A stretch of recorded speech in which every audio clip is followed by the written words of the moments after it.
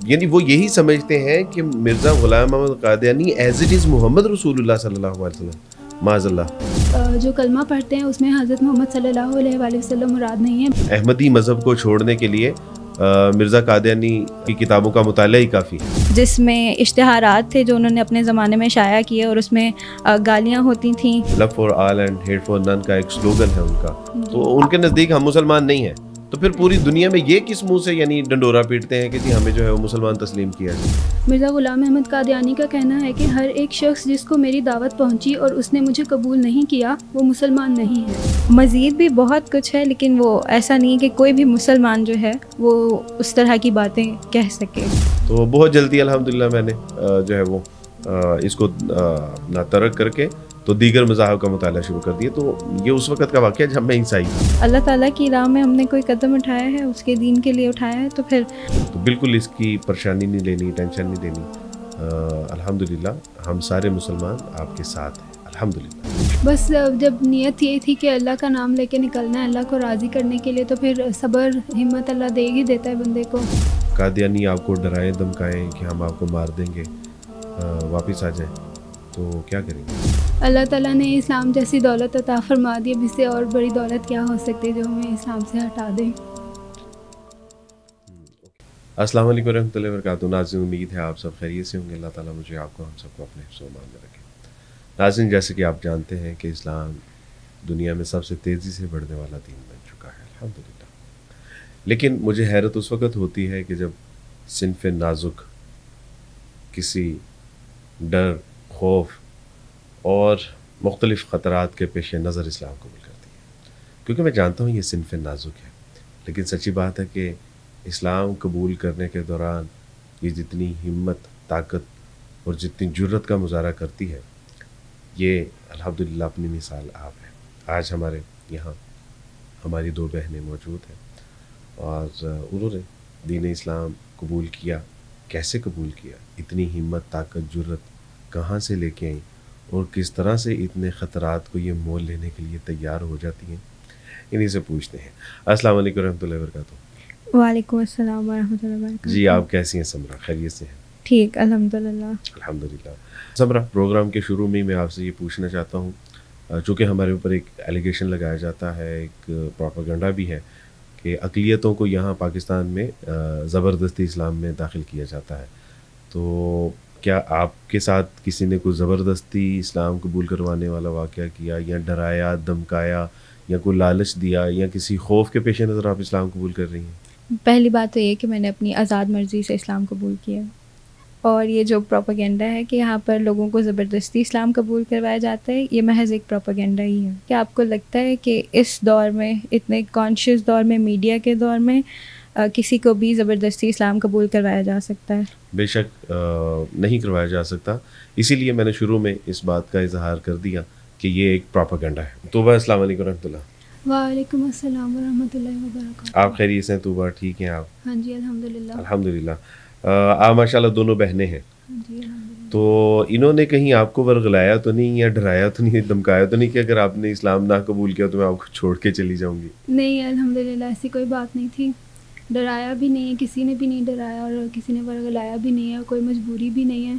الحمدللہ اللہ نے دل میں ڈالا ہے تو اسلام قبول کیا ہے. الحمدللہ الحمدللہ. سمرا، آپ پڑھ رہے ہیں، کیا کر رہے ہیں؟ ایجوکیشن حاصل کر رہی ہیں، بزنس کر رہی ہیں، کیا کر رہی ہیں؟ میں بی ایس سائیکالوجی کر رہی ہوں، میرا لاسٹ سیمسٹر ہے. اوکے. اور مزید میں ای کامرس میں بزنس کر رہی ہوں. توبہ، آپ کیا کر رہی ہیں؟ میں ابھی یونیورسٹی میں ہوں 7 سیمسٹر میں، اور آن لائن شارٹ کورسز وغیرہ کر رہی ہوں. اچھا، ماشاء اللہ. آپ کا تعلق لاہور سے ہے؟ ہاں جی. اور آپ کس مذہب سے تعلق رکھتی ہیں؟ ہمارے ناظرین کے لیے آپ یہ بتا دیجیے کہ آپ کا کس کمیونٹی کے ساتھ تعلق تھا؟ میرا احمدیہ کمیونٹی کے ساتھ تعلق تھا. احمدیہ کمیونٹی کے ساتھ؟ جی. تو سمرا، احمدی کمیونٹی کا بھی تو یہی دعویٰ ہے کہ ہم مسلمان ہیں، کیونکہ ہم وہی کلمہ پڑھتے ہیں کہ جو مسلمان پڑھتے ہیں، یعنی لا الہ الا اللہ محمد رسول اللہ. تو کیا آپ یہی کلمہ پڑھتے تھے اور آپ کے پیش نظر یہی ہوتا تھا کہ ہم بھی مسلمان ہیں کیونکہ ہم کلمہ گو ہیں؟ پڑھتے تو ہم یہی کلمہ ہے، لیکن اس کے پس پردہ جو حقیقت ہے وہ مرزا بشیر احمد نے بتائی ہے اپنی کتاب میں کلمۃ الفصل میں. میں آپ کو اس کی عبارت پڑھ دیتی ہوں کہ پس مسیح موعود خود محمد رسول اللہ ہے جو اشاعت اسلام کے لیے دوبارہ دنیا میں تشریف لائے. اس لیے ہم کو کسی نئے کلمے کی ضرورت نہیں. ہاں اگر محمد رسول اللہ کی جگہ کوئی اور آتا تو ضرور پیش آتی. سچی بات ہے کہ یہ مجھے بھی پتہ، لیکن میں چاہتا تھا کہ ہمارے ناظرین کو پتہ چلے کہ ایک وہ بہن کہ جو پہلے قادیانی تھی وہ بھی یہی کلمہ پڑھتی تھی، اور وہ یہ سمجھتے ہیں کہ ہم جہاں پہ محمد صلی اللہ علیہ وسلم کا نام آتا ہے تو وہاں پہ ہماری مراد محمد نہیں بلکہ مرزا غلام احمد قادیانی ہوتے تھے. لہٰذا جو ہمارے سادہ لوگ مسلمان ہیں وہ بھی ذرا ہوش کے ناخن لیں. مزید یہ کہ مرزا غلام احمد قادیانی نے خود روحانی خزائن میں لکھا ہے کہ جس نے میرے اور محمد صلی اللہ علیہ وآلہ وسلم کے درمیان فرق کیا، اس نے نہ مجھے دیکھا اور نہ پہچانا. اس سے یہی سمجھ آتی ہے کہ جو کلمہ پڑھتے ہیں اس میں حضرت محمد صلی اللہ علیہ وآلہ وسلم مراد نہیں ہے بلکہ مرزا غلام احمد قادیانی مراد ہیں. یہ سچی بات ہے کہ یہ بڑی اہم بات آپ نے بتائی. یعنی وہ یہی سمجھتے ہیں کہ Mirza Ghulam Ahmad Qadiani as it is Muhammad رسول اللہ صلی اللہ علیہ وسلم. معاذ اللہ. مرزا صاحب نے صرف یہاں پہ بریک نہیں لگائی، انہوں نے مزید یہ بھی کہا ہے کہ محمد صلی اللہ علیہ وسلم جب اپنی دوسری بعثت میں پہلے سے زیادہ افضل ہو کر آئے ہیں، یعنی اپنی شان میں بڑے ہوئے ہیں، بلکہ ان کے خواری نے جو ہے وہ اپنی وہ کچھ اشعار بھی لکھے ہیں، اس میں بھی اس نے کچھ اسی طرح کی باتیں کی ہیں. سمرا، سب سے پہلے آپ کو دعوت اسلام دی کس نے؟ یعنی کسی نے کوئی اسکول کالج یونیورسٹی سے اسلام کی دعوت دی یا آپ کے اندر خود ہی ایک فکر پیدا ہوئی تھی؟ پہلی دفعہ مجھ سے میری کلاس فیلو نے بات کی تھی اس بارے میں. اور انہوں نے کوئی قرآن مجید دیا، کوئی تفسیر دی، کوئی حدیث کی کتاب دی یا کوئی سیرت کا جو ہے وہ مطالعہ کرنے کا کہا؟ نہ قرآن تھا، نہ حدیث تھی، نہ کوئی سیرت تھی. بلکہ میں نے مانگا تھا کہ اس سے کوئی حوالہ دیا جائے، لیکن انہوں نے مجھے صرف مرزا صاحب کی کتابیں پڑھنے کے لیے کہا تھا اور خود ان سے حوالے نکال کے دیے تھے. اچھا، اس کا مطلب ہے کہ آپ نے اسلام کا مطالعہ نہیں کیا بلکہ مرزا غلام احمد قادیانی صاحب کی کتابوں کا مطالعہ کیا؟ جی بالکل. کچھ کتب کے حوالے انہوں نے دیے تھے اور کچھ ایسی باتیں تھیں جو ہم خود پڑھا کرتے تھے لیکن وہ کبھی ہم نے ان پہ غور نہیں کیا کیونکہ وہ بہت نارمل تھیں، بہت عام تھیں. ان لوگوں میں اس مجلس میں بیٹھ کر وہ بہت عام باتیں تھیں تو ان پہ کبھی غور نہیں کیا. یعنی اگر میں یہ کہنا چاہوں کہ احمدی مذہب کو چھوڑنے کے لیے مرزا قادیانی صاحب کی کتابوں کا مطالعہ ہی کافی ہے، تو یہ درست ہے؟ جی ایسا ہی ہے. اور آپ کے ساتھ بھی یہی ہوا؟ ایسے ہی ہوا کہ آپ لوگوں نے ان کی کتابیں پڑھی اور جو ہے وہ جی دل اچاٹ ہو گیا؟ بالکل. نارملی احمدی لوگ جو ہیں وہ love for all and hate for none کا ایک سلوگن ہے ان کا، تو کیا آپ سمجھتی ہیں کہ یہ سلوگن کے مطابق ان کے معاملات اور جو ان کی تمام لوگوں کے ساتھ یعنی جو ایٹیٹیوڈ ہے وہ ایسے ہی ہے؟ میں نے پرسنلی یہ نوٹس کیا ہے کہ اوپر سے کافی میٹھے ہوتے ہیں لیکن اندر سے ان کے بیہیویئر وغیرہ سے پتہ لگ رہا ہوتا ہے کہ یہ ان کی آپس میں بھی کافی ہوتا ہے، نفرت وغیرہ ہوتی ہے ایک دوسرے کو لے کر اور بیہیویئر سے ایکول نہیں ہوتا سب کے ساتھ. اچھا، یعنی ان کے اپنے لوگوں میں ایسا نہیں ہے تو ہم تو پھر بڑی دور کی بات ہے. بالکل ایسے ہی ہے. پوری دنیا میں تو یہ ڈنڈورا پھیٹتے ہیں کہ یہ ہمیں مسلمان نہیں مانتے اور ان کو کیا حق ہے کہ ہمیں یہ کافر ڈکلیئر کریں، تو کیا وہ ہمیں ویسے مسلمان سمجھتے ہیں؟ جی نہیں، ایسا بالکل نہیں ہے. ان کا دعویٰ تو یہی ہے کہ love for all hated for none, لیکن ان کی اپنی کتاب حقیقت الوحی میں یہ لکھا ہوا ہے. میں آپ کو پڑھ کے سنا دیتی ہوں. مرزا غلام احمد قادیانی کا کہنا ہے کہ ہر ایک شخص جس کو میری دعوت پہنچی اور اس نے مجھے قبول نہیں کیا وہ مسلمان نہیں ہے. اس کے علاوہ اچھا، یعنی وہ صاف اس حوالے سے انکار کرتے ہیں کہ یعنی ظاہر ہے ہم تو نہیں مانتے، ہم تو ان کو جھوٹا ملعون اور کذاب مانتے ہیں، تو ان کے نزدیک ہم مسلمان نہیں ہیں. تو پھر پوری دنیا میں یہ کس منہ سے یعنی ڈنڈورا پیٹتے ہیں کہ جی ہمیں جو ہے وہ مسلمان تسلیم کیا جائے؟ اس کے علاوہ دوسرے خلیفہ میاں محمود کا یہ کہنا ہے کہ ہمارا یہ فرض ہے کہ ہم غیر احمدیوں کو مسلمان کنسیڈر نہ کریں. ناظرین، یہ ہے معاملہ love for all and hate for نن.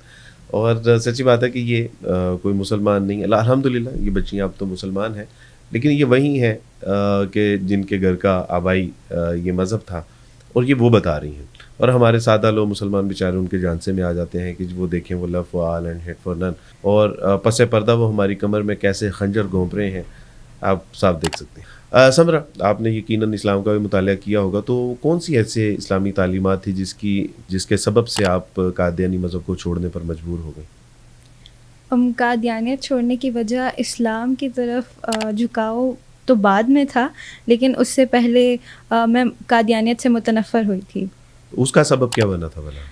اس کا سبب یہ تھا کہ ہماری جو سٹنگز ہوتی تھیں، نارمل سٹنگز ہوتی تھیں، ان میں بہت دفعہ ہم اس طرح کا کانٹینٹ پڑھتے تھے جس میں اشتہارات تھے جو انہوں نے اپنے زمانے میں شائع کیے، اور اس میں گالیاں ہوتی تھیں، اس میں لعنت ملامت کی گئی ہوتی تھی لوگوں کو، جو کہ مثلاً یہ کہ مرزا صاحب کہتے ہیں کہ میری ان کتابوں کو ہر مسلمان محبت کی نظر سے دیکھتا ہے اور ان کے علوم سے فائدہ اٹھاتا ہے اور مجھے قبول کرتا ہے اور میرے دعویٰ کی تصدیق کرتا ہے، مگر کنجریوں کی اولاد جن کے دلوں پر اللہ نے مہر لگا دی ہے، بس وہ قبول نہیں کرتے. معاذ اللہ.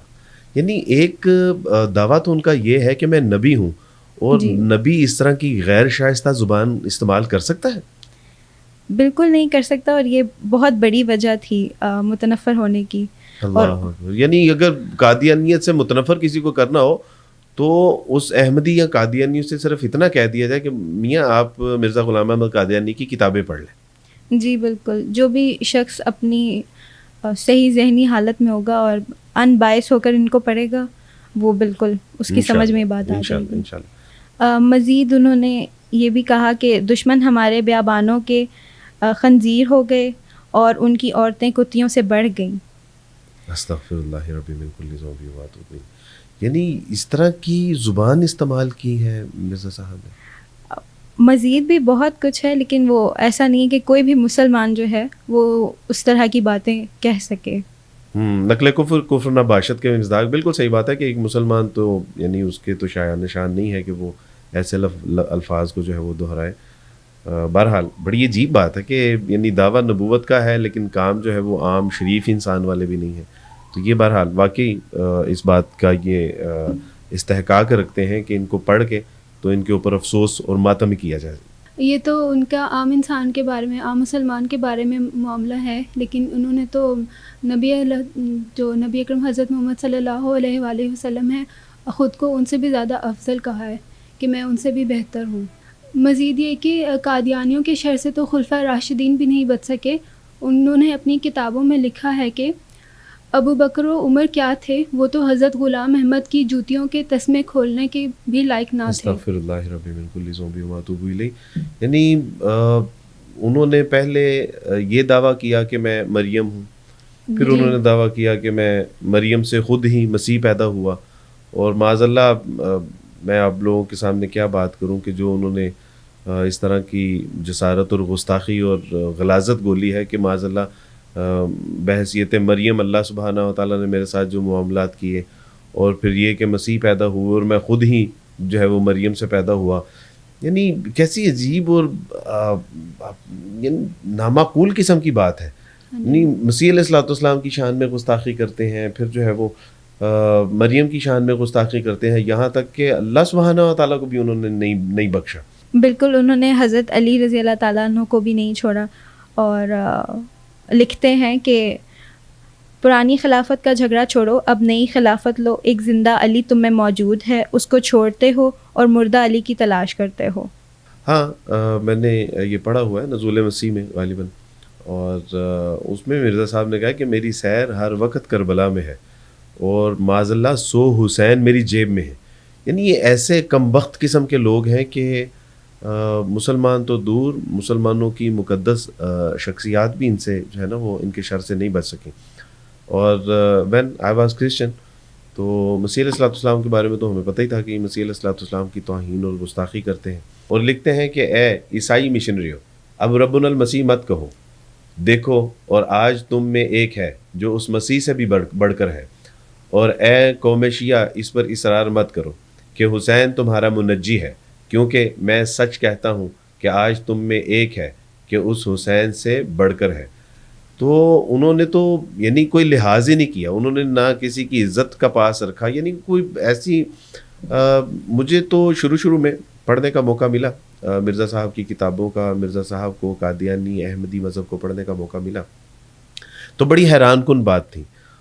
وہ یہ تھی کہ شروع میں یہ لکھتے ہیں کہ بھی میں اپنے آپ کو نبی یا رسول کہہ کے غیر مسلم تھوڑی نہ کہلوانا چاہتا ہوں اور دارِ اسلام سے تھوڑی نہ باہر جانا چاہتا ہوں.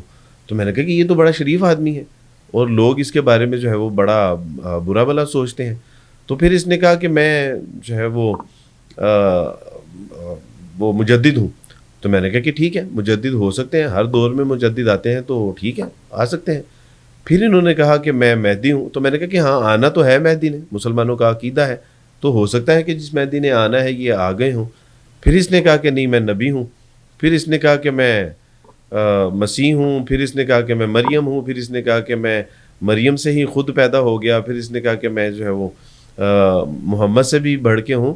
تو پھر مجھے بہت جلدی اندازہ ہو گیا کہ یہ نبی, رسول, مہدی, مجدد نہیں بلکہ شیزوفرینیا کے پیشنٹ ہیں. تو بہت جلدی الحمدللہ میں نے جو ہے وہ اس کو اپنا ترک کر کے تو دیگر مذاہب کا مطالعہ شروع کر دیا. تو یہ اس وقت کا واقعہ جب میں عیسائی تھا. تو جب آپ لوگ پڑھتے ہوں گے یا مسلمان جب پڑھتا ہے تو الحمدللہ یعنی اس کو کتنا شرح صدر ہوتا ہوگا کہ یہ نبی, رسول, مجدد, مہدی تو دور, سچی بات ہے کہ یہ ایک شریف انسان بھی نہیں لگتے. اچھا, ہم دیکھتے ہیں کہ پاکستان اور پاکستان سے باہر بھی قادیانی نیٹ ورک جو ہے یہ بڑا اسٹرانگ ہے. کیا اس کی بنیادی وجہ یہی ہے کہ تنظیم سازی ہے, نظم ہے, ضبط ہے اور آرگنائزیشن ہے؟ آپ سمجھتے ہیں کہ اس میں اس کا کوئی اہم کردار ہے؟ جی بالکل ایسا ہی ہے. جو بھی شخص جماعت میں ہوتا ہے اس کو یا تو اس کے پاس کوئی عہدہ ہوتا ہے یا پھر وہ کسی نظم میں پرویا ہوتا ہے. جی, یا پھر وہ کسی نظم میں پرویا ہوتا ہے یا اسے کسی نہ کسی کو وہ جواب دہ ہوتا ہے. اچھا, اپنی نمازوں کے لیے, روزوں کے لیے, چندے کے لیے. آپ کے پاس بھی کبھی کوئی ذمہ داری رہی؟ جی میرے پاس ذمہ داری تھی, پیغام رسانی کی ذمہ داری تھی. اچھا جی. طوبہ, آپ ماشاءاللہ جب اسلام قبول کیا تو اسلام قبول کرنے سے پہلے آپ کے پاس بھی کوئی ذمہ داری رہی قادیانی کے حوالے سے؟ اسلام تو ہم نے پہلے کیا تھا آپ سے رابطے سے پہلے. تو ذمہ داری جو ملی تھی وہ ہمیں اس سے پہلے ملی ہے. مطلب کوئی ایک سال پہلے تقریباً تجدید کا جو کام ملا تھا تو وہ ایسا ہوا نہیں کیونکہ مطلب ہمارا رابطہ بھی کم تھا صدر سے اور ایسے کوئی اور پھر آپ بیزار بھی تھی. ہاں جی بالکل. چندے آپ دیتے تھے جماعت کو؟ ہاں جی وہ تو تھا. کتنی طرح کے چندے ہیں جو آپ جمع کرواتے تھے؟ تحریک جدید تھا, وقف جدید تھا اور وصیت کے چندے تھے. یہ تو مجھے یاد ہیں. 32 قسم کے چندے ہیں, چند ایک آپ کو یاد ہیں؟ بالکل. اور یہی میں نے سنا ہے کہ 32 قسم کے چندے ہیں. ہاں جی بہت سارے چندے ہیں. یہ جو چناب نگر میں بہشتی مقبرہ ہے جس کو آپ جو ہے وہ ربوہ بھی کہتے ہیں, تو وہ جو بہشتی مقبرہ ہے اس کا کیا ماجرا ہے؟ یعنی اس میں کوئی پیسے دینے پڑتے ہیں یا کوئی اپنا جنتی روحیں وہاں جاتی ہیں, کیا ماجرا ہے؟ ذرا اس کے بارے میں ہمارے ناظرین کو بتائیے. دراصل وہاں پہ قبر لینے کے لیے آپ کو وصیت کرنی پڑتی ہے. اچھا. اور جب آپ وصیت کرتے ہیں اس کے بعد سے لے کر جب تک آپ وفات نہیں پا جاتے تب تک آپ اپنی آمدن میں سے, اگر آپ کماتے ہیں آمدن میں سے, اگر آپ ہاؤس وائف ہیں, اگر آپ اسٹوڈنٹ ہیں, کوئی بھی وصیت کر سکتا ہے. حصہ دینا پڑتا ہے. ہاں جی, آپ کو اس میں سے ایک حصہ دینا پڑتا ہے. اور جب آپ کی ڈیتھ ہو جاتی ہے تو اس کے بعد پھر آپ کو آپ کے اگر وصیت کے چندے کلیئر ہوتے ہیں تو پھر آپ کو وہاں پر قبر دفنایا جاتا ہے. یعنی اگر 75% بھی اگر کلیئر ہے تو پھر بھی نہیں, یعنی 100% کلیئر ہونا چاہیے. ہاں کہا تو یہی جاتا ہے کہ آپ کے کلیئر ہونے چاہیے. تو ہے کیا, یعنی وہاں دفن ہونے کی فضیلت کیا ہے؟ یہ کہا جاتا ہے کہ اگر آپ وہاں دفن ہوئیں تو آپ جنتی ہیں. جنتی ہیں. تو اس کے ساتھ ہی جو سڑک کے کنارے کے اوپر ایک قبرستان ہے تو وہ کون لوگ ہیں؟ وہ بھی بہشتی زیور کا حصہ ہے؟ شاید ان کے چندے پورے نہیں ہوں گے اس لیے ان کو سڑک کے کنارے کے اوپر دفن کر دیا. طوبہ, آپ جب احمدی تھیں, قادیانی تھیں, تو ڈونیٹ وغیرہ کرتے تھے آپ؟ ہاں جی, چندہ جات وغیرہ دیتے تھے. اچھا, کتنے قسم کے چندے ہیں ان کے طرف؟ 32 قسم کے ہیں.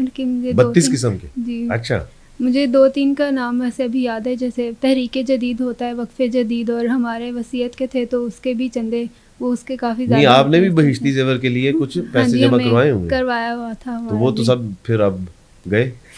اب تو اصل میں آپ انشاءاللہ اللہ تعالیٰ کی توفیق سے جنتی ہیں اور اب تو آپ کو بالکل فکر کرنے کی ضرورت نہیں ہے.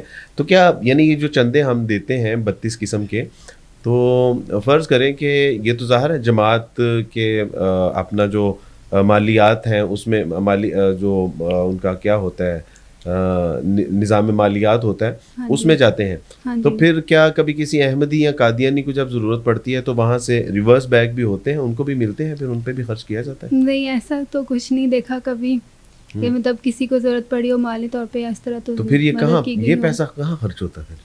تو اللہ ہی جانتا ہے.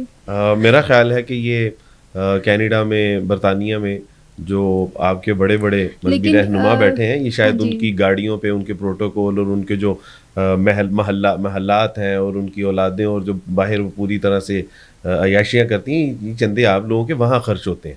یعنی اگر احمدیوں قادیان, میں خود کئی ایسے قادیانی احمدیوں کو جانتا ہوں کہ بڑے ماڑے ہیں, بڑے کمزور ہیں, اور لیکن کبھی بہرحال اس میں کوئی شک نہیں ہے کہ یہ چندے ان کی عیاشیوں میں صرف ہوتے ہیں. سمرا, چونکہ آپ جانتی ہیں کہ آپ کے سابقہ جو مذہب تھا اس کا ایک سلوگن ہے love for all and hate for none, تو آپ کو لگتا ہے کہ آپ نے اگر اسلام قبول کر لیا تو وہ کہیں گے کہ ٹھیک, ابھی ان کی اپنی آزاد مرضی تھی, کوئی مسئلہ نہیں ہے, اور یہ جہاں چاہیں جائیں, جو چاہیں کریں, تو آپ کو لگتا ہے یا کوئی آپ کو لگتا ہے کہ یہ شرارت کریں گے؟ ایسا تو نہیں ہے کہ کہہ دیا جائے گا کہ جہاں جانا چاہیں چلے جائیں, تو یعنی ریزسٹنس ہو سکتی ہے؟ جی بالکل ہو سکتی ہے, لیکن چونکہ اللہ تعالیٰ کی راہ میں ہم نے کوئی قدم اٹھایا ہے, اس کے دین کے لیے اٹھایا ہے, تو پھر جسے اللہ رکھے اسے کون چکھے.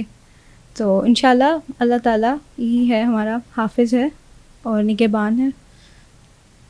آپ بالکل بے فکر رہیے, انشاءاللہ اللہ سبحانہ و تعالیٰ کی توفیق سے اگر کوئی آپ پہ کوئی تنگی تکلیف پریشانی مجبوری آئے گی تو آپ لوگوں کے جو بھائی ہیں نا, اپنے خون کے آخری قطرے تک آپ کی حفاظت فرمائیں گے.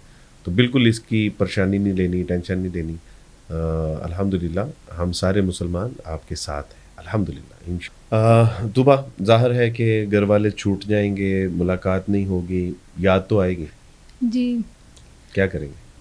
بس جب نیت یہی تھی کہ اللہ کا نام لے کے نکلنا ہے اللہ کو راضی کرنے کے لیے, تو پھر صبر ہمت اللہ دے ہی دیتا ہے بندے کو, تو انشاءاللہ پھر مینیج کر لیں گے, کوپ اپ کر لیں گے اس سے بھی. سمرا, جب آپ قادیانی مذہب سے بیزار ہوئیں تو اسلام کی طرف آنے کے حوالے سے پھر کون سی کتابیں جو تھیں آپ کے لیے مفید ثابت ہوئیں؟ ہم نے قرآن پڑھا ترجمے کے ساتھ. وہی ترجمہ تھا جو قادیانیوں کا ہے یا نہیں, کسی مختلف تھا, یعنی اہل سنت والجماعت کا وہ؟ ہاں جی. اوکے. ہم نے ترجمہ پڑھا, تفاسیر پڑھی, اس کے بعد نبی پاک کی سیرت پڑھی, اس کے بعد ہم نے صحابیات کی سیرت پڑھی. تو دین تو ماشاءاللہ سے بہت خوبصورت ہے, جس کی وجہ سے اللہ تعالیٰ نے ہمارا دل جو ہے وہ دین کی طرف مائل کیا.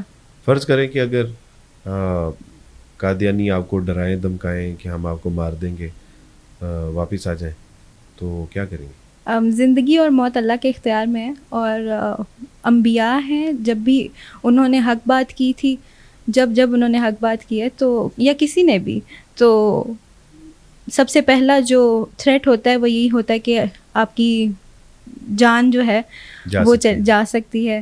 تو اس لیے وہ کوئی نئی بات نہیں ہوگی, اور اس کے لیے ظاہر ہم ذہنی طور پر پہلے سے تیار ہیں. اور پھر وہی بات ہے کہ جان جو ہے وہ اللہ کے ہاتھ میں ہے.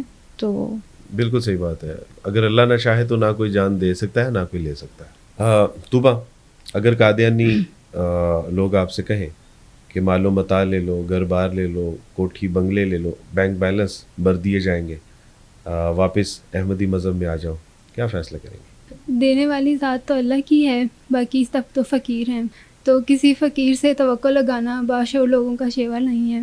اللہ تعالیٰ نے اسلام جیسی دولت عطا فرما دی, اب اس سے اور بڑی دولت کیا ہو سکتی ہے جو ہمیں اسلام سے ہٹا دے. سمرا, آپ قادیانی احمدی لوگوں کو کوئی پیغام دینا چاہیں گے؟ جی, میں اپنے قادیانی بہن بھائیوں کو یہ پیغام دینا چاہوں گی کہ ایک دفعہ دل سے اللہ تعالیٰ سے دعا کر کے ہدایت کے لیے مطالعہ کریں, قادیانیت کا بھی اور دین اسلام کا بھی مطالعہ کریں, اور اگر آپ پہ حق واضح ہو جائے انشاءاللہ تو پھر حق قبول کرنے میں دیر نہ کریں. طوبہ, آپ اپنے مسلمان بہن بھائیوں کو کوئی پیغام دینا چاہیں گے؟ جی, ہم جب گھر چھوڑ کے آئے تھے تو ڈر بھی تھا, خوف بھی تھا, لیکن پھر اللہ تعالیٰ کا اللہ تعالیٰ کی رضا کے لیے گھر چھوڑا ہے. تو جب ہم دین کے لیے ایسا کر سکتے ہیں تو آپ تو پھر پیدائشی مسلمان ہیں, تو اس نعمت کی قدر کریں, دین کی قدر کریں, اس سے پہلے کہ اللہ تعالیٰ ہم سے دین اسلام چھین لیں. بارک اللہ فیکم. اللہ سبحانہ تعالیٰ آپ لوگوں کی جہود کو قبول فرمائے. اللہ سبحانہ تعالیٰ آپ کو بہت برکت عطا فرمائے. اب زندگی کا مشن کیا ہے؟ یہی کہ دین اسلام کو پڑھا جائے, اس پہ عمل کیا جائے اور پوری دنیا میں سے پھیلایا جائے. توبہ, اسلام قبول کرنے کے بعد آپ کی کوئی خواہش؟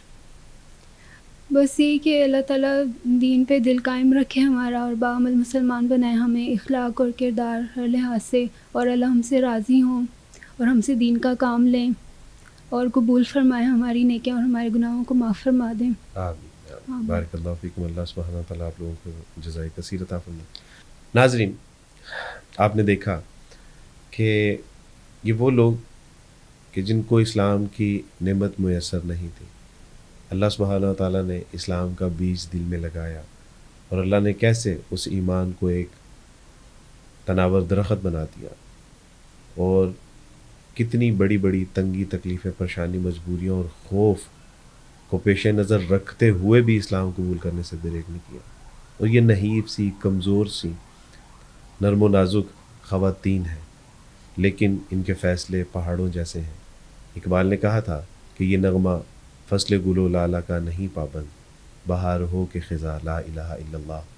یقیناً ہم اسلام کی اگر قدر نہیں کریں گے تو اللہ سبحانہ و تعالیٰ ان خواتین کے ذریعے سے اسلام کو زندہ فرمائیں گے. اللہ ان کے ذریعے نشر و اشاعت کریں گے, اور یہ اسلام کبھی بھی کہیں بھی کسی کے دل میں بھی پیدا ہو سکتا ہے, اور اللہ سبحانہ و تعالیٰ ان سے اپنے دین کا کام لے سکتے ہیں.